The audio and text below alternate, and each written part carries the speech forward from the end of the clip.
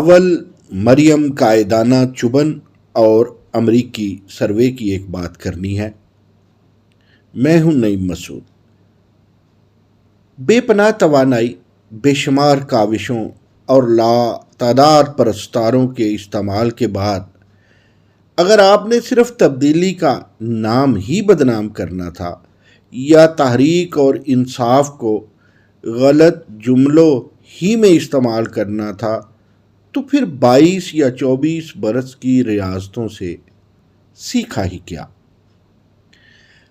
اپنی کارکردگی دکھانے کا اگر ہنر نہ ہو تو طریقہ کار بالکل طریقہ واردات ہی بچتا ہے کہ لوگوں کی پگڑیاں اچھالو یا ان کے کام سے کیڑے نکالو۔ 4.25 سال کے اقتدار کو بھی ایسے نبھاؤ جیسے اقوام متحدہ سے قومی اسمبلی تک میں آپ ایک اپوزیشن لیڈر کے علاوہ کچھ بھی نہ ہو۔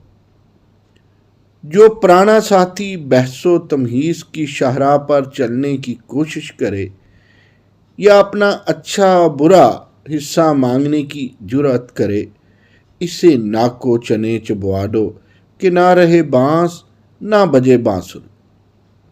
ارادی یا غیر ارادی طور پر کم صلاحیت یا حرص و ہوس اور شہرت پسندی کی زلف کے اسیروں کا اپنے ارد گرد ایسا جال بن لو کہ وہ اپنی بقا کے لیے آپ کی حفاظت کریں، اسے تو لیڈری نہیں کہتے۔ نہ قول و فعل کے لانگ ٹرم اور شارٹ ٹرم فرق ہی کو لیڈری کہا جا سکتا ہے۔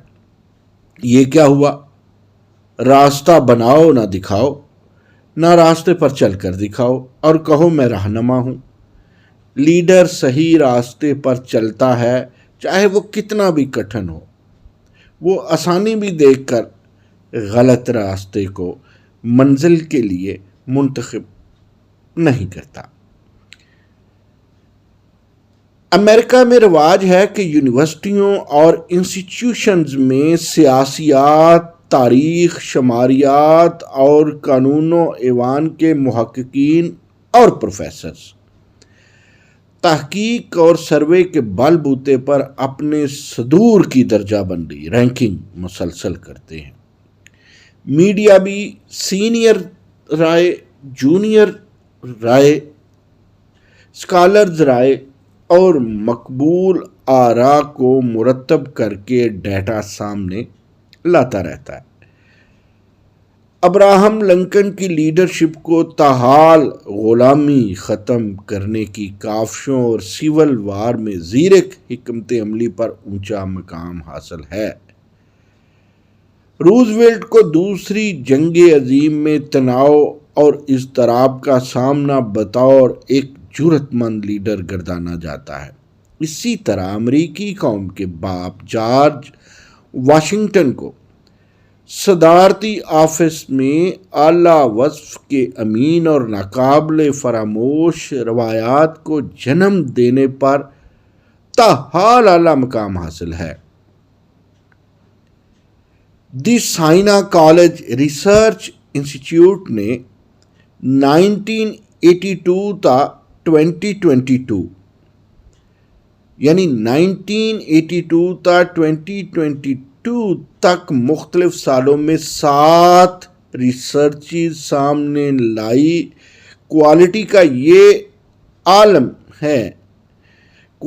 یہ عالم کے ٹاپر تاحال ٹاپر ہیں، یہاں تک کہ بعض مواقع پر سینئرز اور جونیئرز کی الگ الگ تحقیق مرتب کی گئی مگر ملے جلے نتائج ہی برآمد ہوئے۔ ایک دلچسپ تحقیق دیکھیے دوستو، 9/11 یعنی 2002 کے فوری بعد ہونے والی ایک تحقیق میں جارج بش 42 صدور میں 23ویں نمبر پر رہے۔ یعنی 2002 میں جارج بش 42 صدور میں 23ویں نمبر پر رہے۔ اس وقت کے محققین نے کہا کہ بش مطالعہ کرنے والے آج ہی کے اساتذہ ہی مستقبل کے لیے بش تاریخ تحریر کریں گے۔ ایک اور دلچسپ بات، ایک تحقیق میں 2006 میں سائنا کالج میں 744 پروفیسر سے کہا گیا، فرض کریں 744 پروفیسر سے کہا گیا فرض کریں جارج ڈبلیو بش کے 5 سالہ دور کا آج آخری دن ہے، تو آپ کیا رینک کریں گے؟ 2% نے گریٹ، 5% نے گریٹ کے قریب تر، 11% نے ایوریج، 24% نے ایوریج سے نیچے، اور 58%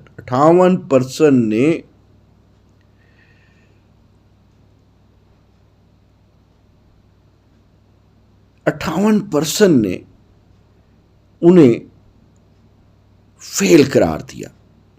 اندازہ کیجئے 58% نے جارج ڈبلیو بش کو فیل قرار دیا۔ اس سے بھی دلچسپ بات یہ کہ جب انہی پروفیسروں سے ایک الگ سوال کیا گیا کہ وقت گزرنے کے ساتھ ساتھ شرح میں بہتری کی فیصد ممکن ہے کیا، تو 2/3 یعنی 67% نے کہا بہتری کا کوئی چانس نہیں، جبکہ 23% نے بہتری ممکن قرار دی اور 10% نے اس ضمن میں کوئی رائے نہ دی۔ یہ تھی بات جارج ڈبلیو بش کی۔ دوستو، تعلیمی اور دیگر ادارے اقوام کی کیسی جاندار رہنمائی کرتے ہیں اور ان کے پروفیشنلزم کا معیار کیسا شاندار ہوتا، اس کا اندازہ وال سٹریٹ جرنل کے 2000 اور 2005 کے سروے سے لگائیے۔ وال سٹریٹ جرنل 2000 میں بیلنس آئیڈیالوجی کے تحت لا، تاریخ اور سیاسیات کے 132 پروفیسرز لیتا ہے، جس میں قدامت پسند اور ترقی پسندوں کی تعداد برابر ہوتی ہے۔ گویا اس میں 1996 کے شیلنجر پول کی نسبت خواتین، اقلیتوں اور نوجوان پروفیسرز کی تعداد زیادہ ہوتی ہیں۔ تاہم نتیجہ 1996 ہی والا سامنے آتا ہے کہ روزویلٹ ٹاپر، مگر 60 کی دہائی کے صدر جانسن اور صدر کینڈی کی رینکنگ اور صدر ریگن کی درجہ بندی نسبتاً بہتر آتی ہے۔ بمطابق Wall Street Journal 2005 Birmingham university law school for Federalist Society, اس میں بھی ایڈیٹر متوازن فکر کو پروان چڑھاتے ہوئے ڈیموکریٹک اور ریپبلکن سے متعلقہ برابر اسکالرز کو لیا جاتا ہے۔ بہرحال ڈیموکریٹک یہاں جارج ڈبلیو بش کو چھٹا برا ترین اور ریپبلکن چھٹا اچھا صدر قرار دیتے ہیں، جس سے اوسط میں توڑ مروڑ بھی آتا ہے۔ قصہ مختصر معلوم یہ ہوتا ہے، زندہ اقوام کے اسکالرز ذمہ دار اور ادارے پروفیشنل ہوں تو کوئی امریکہ کہلاتا اور ترقی یافتہ بنتا ہے۔ ان کے رہنما اصول بھی واضح اور پائیدار ہوتے ہیں۔ سیاستدان صرف لمحوں کی کسوٹی پر نہیں ہوتا، بلکہ صدیوں کے پیرامیٹرز کی ٹکی پر رہتا ہے۔ اب کے گلوبل ویلیج سے یہ سب سمجھنا اور سیکھنا ہوگا۔ یہ سب بلاول بھٹو زرداری اور مریم نواز شریف کو بھی بطور خاص سمجھنا ہوگا۔ ہمارے ہاں جب سروے یہ ملے گا کہ فلاں کے ساتھ زرداری آنا چاہیے، بھٹو نہیں، فلاں کے ساتھ نواز شریف نہیں، صفدر روان آنا چاہیے، حالانکہ نبی اکرم صلی اللہ علیہ وسلم نے کہا تھا لوگوں کو اس کے نام سے پکارو جو وہ پسند کرتے ہیں، یعنی لوگوں کو اس نام سے پکارو جو وہ پسند کرتے ہیں، لیکن ہم نے یہ سیکھا ہی کم ہے۔ भला इस तरह के एतराज़ात किसी स्टेट्स मैन को जेब देते हैं? बिलावल भुट्टो जरदारी और मरीम नवाज शरीफ जमहूरियत का इसी तरह मुस्तकबिल हैं जिस तरह हमारे बच्चे नवाज शरीफ, आसिफ अली जरदारी और इमरान खान हमारी सियासत और तरीका हुस्न है। हम सब पाकिस्तानी हैं और हम सब पाकिस्तान हैं। मरीम नवाज हों या बिलावल भुट्टो, हमें दलील और तारीख को सामने रखना होगा। हमें तलखी के बजाय तहम्मुल और चुबन के बजाय हुस्न ज़न को मद्देनज़र रखना होगा। हमें अमेरिकी तारीख, अमेरिकी यूनिवर्सिटियों, अफ़गानिस्तान और तुर्की के संग संग यूरोप और सिंगापुर से भी समझना होगा। ये समझना होगा कि जर्मनी और जापान कैसे उठे और मेहनत क्या होती है। सतही बातों को नहीं, गहराई वाली फरासत को बरोए कार लाना होगा। जापान ने शिकस्त तस्लीम और फिर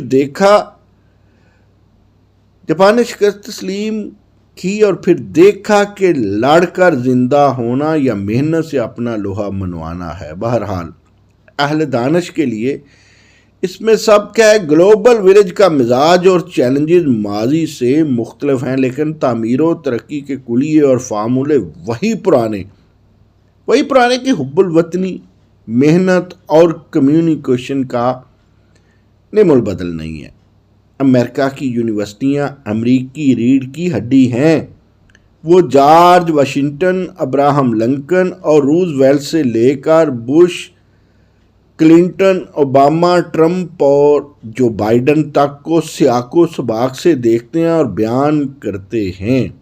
कौम को महज गैस लाइटिंग और पोस्ट ट्रुथ का ज़्यादा शिकार नहीं होने देते। खामखा की चुबन और झूठ की हीरोगरी से अक़वाम तबाह तो हो सकती हैं, कामयाब नहीं। लीडरशिप का झूठ बहरहाल कोड़ की काश्त होता है।